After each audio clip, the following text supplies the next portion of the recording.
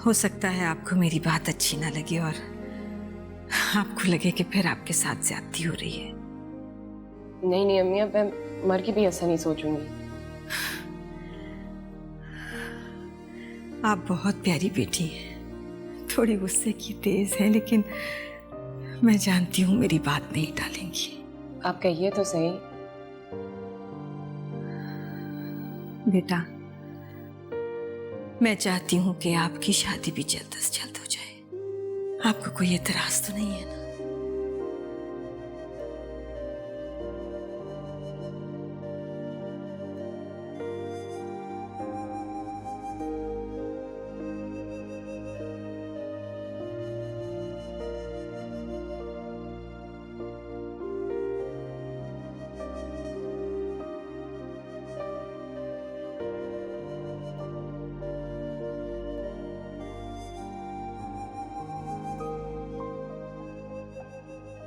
सुनो, खुशखबरी है।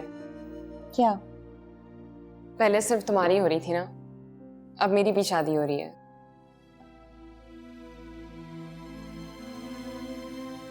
क्या हुआ?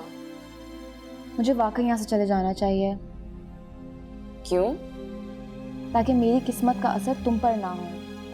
अरे तुम्हारी किस्मत की बात कहाँ से आ गई बीच में? मेरी किस्मत तो शुरू से ही बीच में है।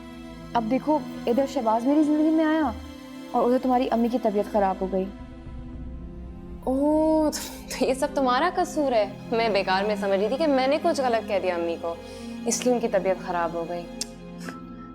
वो भी तो मेरे लिए कहा था ना। ओह हाँ, ये भी मैं भूल गई। मैं सही कह रही हूँ। अब देख लो खुद, मेरी शादी करा रहे थे, अब तुम्हारी पढ़ाई रुकवा के तुम्हारी भी शादी करा रहे हैं। मैं तो खुद सोच रही थी पढ़ाई छोड़ने की। क्यों?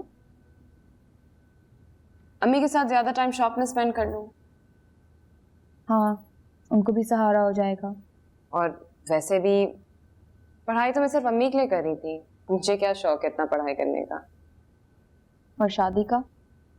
अब शादी भी किसी ना किसी दिन तो होनी थी ना। और देखना, एक दिन हम दोनों एक दूसरे के लिए ढोलक बजाएंगे, गाने भी गाएंगे, और अगर तुम्हारी किस्मत से एक घर में शादी हुई तो दोनों बैठ के अपने मियों को उल्लू बनाएंगे। अल्लाह ना करे हमारी एक घर में शादी हो। हैं? तुम अभी से तंग आ गई मुझसे? नहीं शाजिया, तुम चाहे मानो या ना मानो, लेकिन जब जब मेरी किस्मत का साया तुम पर पड़ेगा, तुम्हें प्रॉब्लम होगी। मुझे तुम्हारे साथ रहना ही नहीं है अब।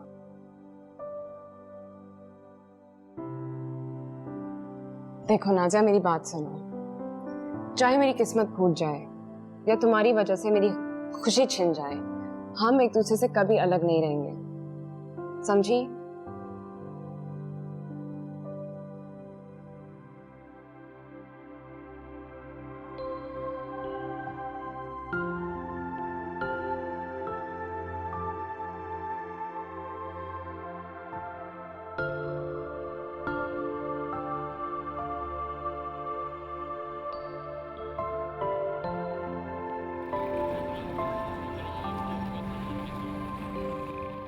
राफिया, राफिया, राफिया, फोन दे रहा हूँ।